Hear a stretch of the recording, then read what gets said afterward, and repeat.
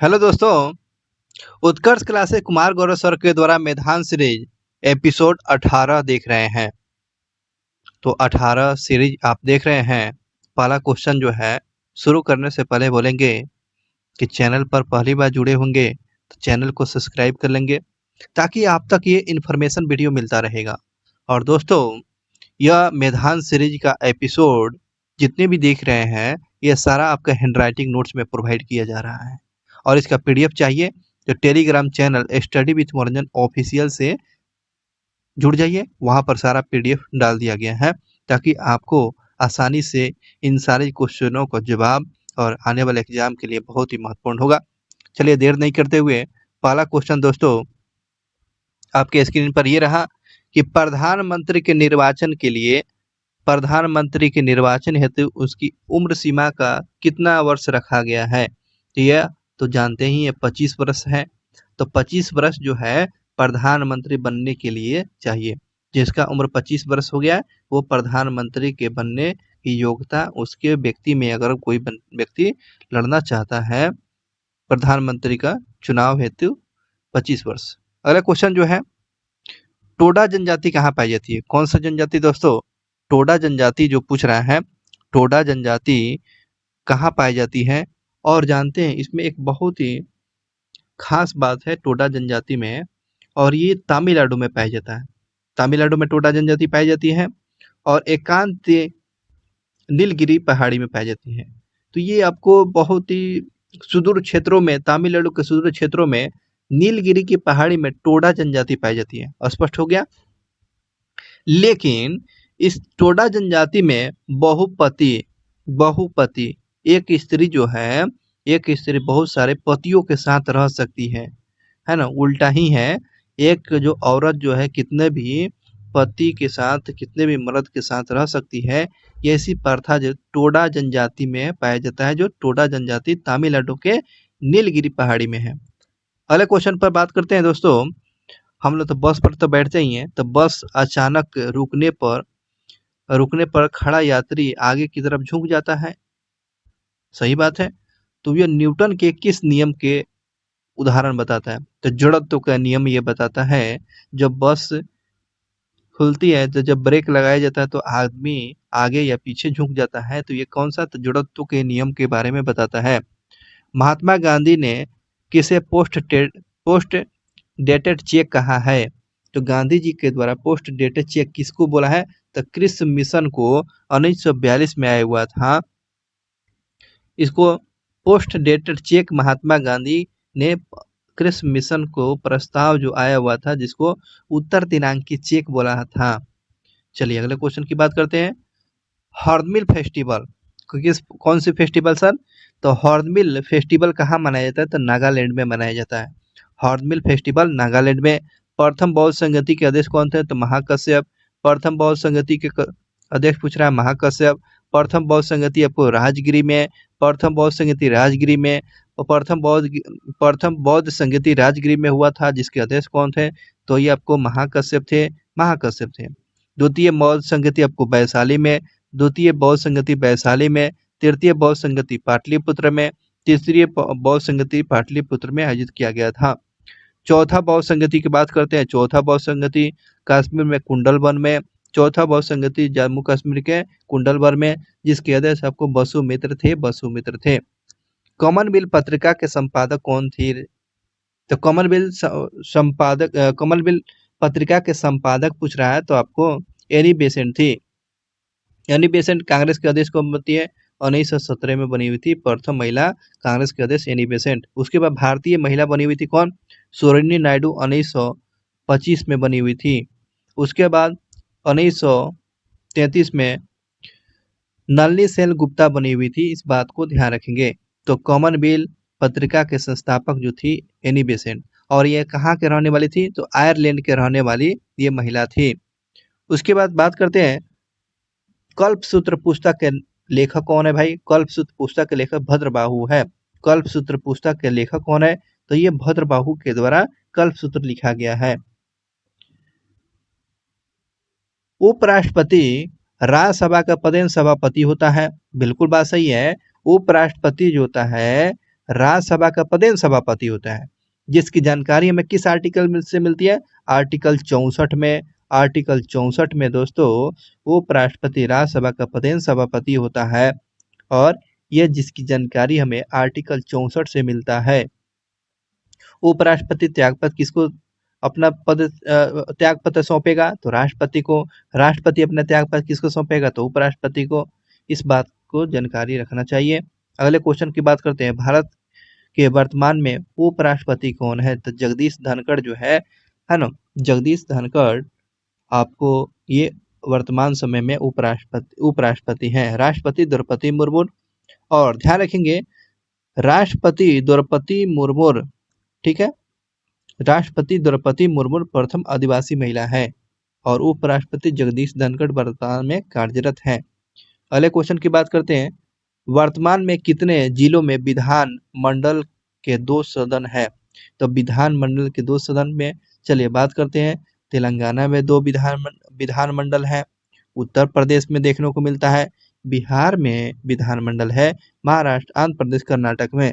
पश्चिम बंगाल में विधान मंडल बनाए जाने की बात किया जा रहा है। तो तेलंगाना, उत्तर प्रदेश, बिहार, महाराष्ट्र और आंध्र प्रदेश और कर्नाटक में ये विधान मंडल है। तो कितने राज्य में? 1, 2, 3, 4, 5, 6 राज्यों में विधान मंडल है, याद रखेंगे।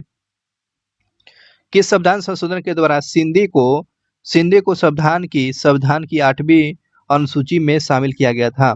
तो बताना है कि कौन सा संविधान संशोधन किया गया था जो सिंधी को 8वीं अनुसूची में शामिल किया गया था? तो 21वीं संविधान संशोधन 1967 में किया गया था। 1967 में 21वें संविधान संशोधन के द्वारा सिंधी को 8वीं अनुसूची में जोड़ दिया गया। ये बातें ध्यान रखेंगे। नेक्स्ट क्वेश्चन की बात ये करते हैं कि ग्रेट डिवाइडिंग रेंज किस महाद्वीप में स्थित है? तो ग्रेट डिवाइडिंग रेंज की बात पूछ रहा है किस महाद्वीप में? तो ऑस्ट्रेलिया महाद्वीप में है और यह सबसे छोटा महाद्वीप।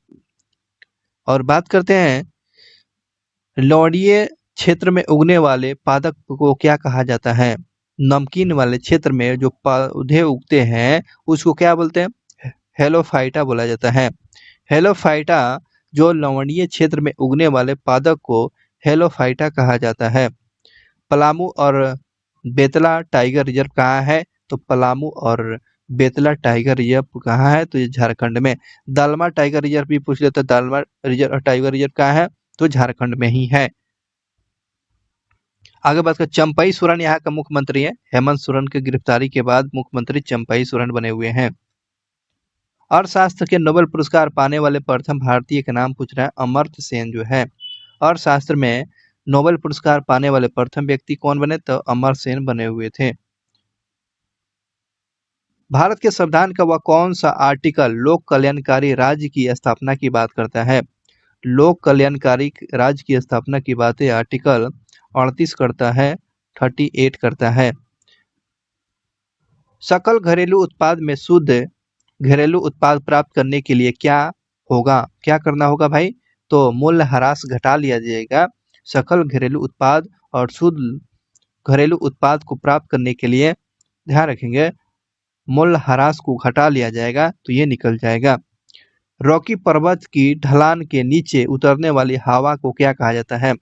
रॉकी पर्वत के ढलानों से जब नीचे हवाएं आती है तो उसको कौन सी हवा के नाम से जाना जाता है? तो यह चिनुक हवाएं के नाम से जाना जाता है ना। चिनुक हवाएं के नाम से जाना जाता है। जो रॉकी पर्वत के ढलानों से जब नीचे आती है हवाएं तो चिनुक के नाम से जाना जाता है। दक्षिण कोरिया की मुद्रा का नाम पूछा गया है। दक्षिण कोरिया का मुद्रा वान है। दक्षिण कोरिया की मुद्रा कहाँ है? आपको वान है। सैमसंग दक्षिण कोरिया की कंपनी है। स्वतंत्र भारत के पहला बजट पेश करने वाला व्यक्ति का नाम पूछा गया है। तो स्वतंत्र भारत के पहला बजट पेश किया हुआ था कौन? आर.के. षष्ठमुखम शेट्टी के द्वारा। आर.के. षष्ठमुखम शेट्टी के द्वारा भारत के प्रथम बजट पेश करने वाले व्यक्ति थे। गणतंत्र भारत का पहला बजट कौन पेश किए हुए थे? तो ये जॉन मथाई ने पेश किया था। गणतंत्र भारत का पहला बजट किसने प्रस्तुत किया था? तो जॉन मथाई के द्वारा पेश किया गया था। और स्वतंत्र भारत का पहला बजट आपको आर.के. षष्ठमुखम शेट्टी के द्वारा प्रस्तुत किया गया था। और स्वतंत्र भारत के प्रथम बजट पेश किया होता है तो जॉन मथाई के द्वारा पेश किया गया था। अगले क्वेश्चन पर दोस्त बात करते हैं। मिशन इंद्रधनुष ये टीकाकरण से संबंधित है, ये टीकाकरण लगाया जाता है, ठीक है बच्चों में टीकाकरण के लिए। मिशन इंद्रधनुष की शुरुआत आपको ध्यान रखेंगे 25 दिसंबर 2014 को शुरू होता है। मिशन इंद्रधनुष की शुरुआत 25 दिसंबर को सुशासन दिवस मनाते हैं।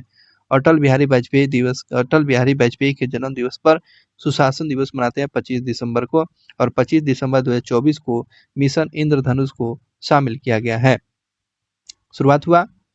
पहला बजट पेश कब और किसने किया है? तो 1860 में जॉन विल्सन के द्वारा सर्वप्रथम 1860 में जॉन विल्सन ने पहला बजट पेश किया हुआ था, इस बात को ध्यान रखेंगे। विद्युत ऊर्जा को ध्वनि ऊर्जा में परिवर्तित करने वाला उपकरण का नाम पूछ रहा है, तो विद्युत ऊर्जा को ध्वनि ऊर्जा में परिवर्तित आपको लाउड स्पीकर करता है। लाउड स्पीकर दोस्तों विद्युत ऊर्जा को ध्वनि ऊर्जा में परिवर्तित करता है, इस बात को ध्यान रखेंगे। पिच ब्लेंड किसका अयस्क है? तो यूरेनियम का अयस्क है। पिच ब्लेंड किसका अयस्क है दोस्तों? तो ये यूरेनियम का अयस्क है। मछली के हृदय में कितने चेम्बर होते हैं, कितने कोष्ठ होते हैं, कितने चेम्बर होते हैं? तो 2 कोष्ठ होते हैं, जिसमें एक आलिद और एक निलय होता है, तो ये आपको 2 चेम्बर होते हैं। मनुष्य के कितने चेम्बर होते हैं? तो 4 चेम्बर होते हैं, इस बात को ध्यान रखेंगे। गुरु गोविंद सिंह ने खालसा पंथ की स्थापना कब किया था? तो 1699 ईस्वी में बैसाखी के दिन यह गुरु गोविंद सिंह के द्वारा 1699 में बैसाखी के दिन गुरु गोविंद सिंह ने खालसा पंथ की स्थापना किया था। और सिख में जो है 5 चीज अनिवार्य किया गया है, जिसमें केस देखे होंगे, केस को रखना, कंघा कंघी को रखना, कड़ा हाथों में कड़ा, और कच्छा है ना, कच्छा जिसको अंडरवियर बोलते हैं, कच्छा और कृपाण, ये 5 चीजों का अनिवार्यता बताया गया है सिख धर्म में। खालसा पंथ की स्थापना किसने किया था? गुरु गोविंद सिंह ने किया था। और 1699 में किया गया था, 1699 बैसाखी के दिन किया गया था। संविधान संशोधन की प्रक्रिया का उल्लेख किस भाग में किया गया है? यह आर्टिकल 368 में किया गया दोस्तों। संविधान संशोधन की प्रक्रिया 368 में किया गया है। और वही है संविधान संशोधन की प्रक्रिया किस देश से लिया गया? दक्षिण अफ्रीका से लिया गया है, दक्षिण अफ्रीका से लिया गया है, इस बात को ध्यान रखेंगे, जिसकी जानकारी 368 में दिया गया है। सुप्रीम कोर्ट ने कब काम करना शुरू किया है? तो 28 जनवरी 1950 से सुप्रीम कोर्ट काम करना शुरू किया। 28 जनवरी 1950 से सुप्रीम कोर्ट काम करना शुरू किया है। और नेक्स्ट क्वेश्चन की बात करते हैं दोस्तों। ट्रांस हिमालय में कौन कौन सी पर्वत श्रेणियां स्थित है? तो ट्रांस हिमालय में दोस्तों प्रमुख पर्वत श्रेणियां की बात पूछा गया है, जिसमें काराकोरम श्रेणी ट्रांस हिमालय का भाग है, लद्दाख ये पर्वत श्रेणियां ट्रांस हिमालय का, और जास्कर श्रेणी ये ट्रांस हिमालय का प्रमुख पर्वत श्रेणियां है। काराकोरम पूछेगा किस हिमालय का भाग है? तो ट्रांस हिमालय का। लद्दाख किसका हिमालय का भाग है श्रेणी? तो ये आपको ट्रांस हिमालय का। जास्कर हिमालय जो है, जास्कर जो श्रेणियां जो है किस हिमालय में देखने को मिलती है? तो ट्रांस हिमालय में देखने को मिलती है। सुप्रीम कोर्ट के प्रथम मुख्य न्यायाधीश के नाम पूछा गया है कि सुप्रीम कोर्ट के प्रथम मुख्य न्यायाधीश का नाम न्यायमूर्ति हीरालाल जी कानिया। न्यायमूर्ति हीरालाल जी कानिया जो है सुप्रीम कोर्ट के मुख्य न्यायाधीश रहे हैं।